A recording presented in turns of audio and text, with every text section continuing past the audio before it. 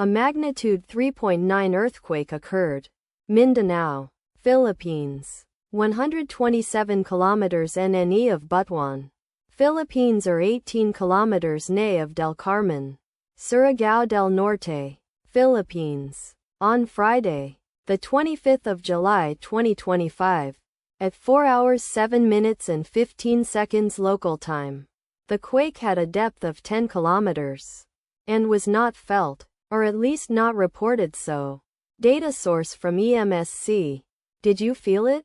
Let us pray. May the earthquake that occurred not affect our brothers and sisters there.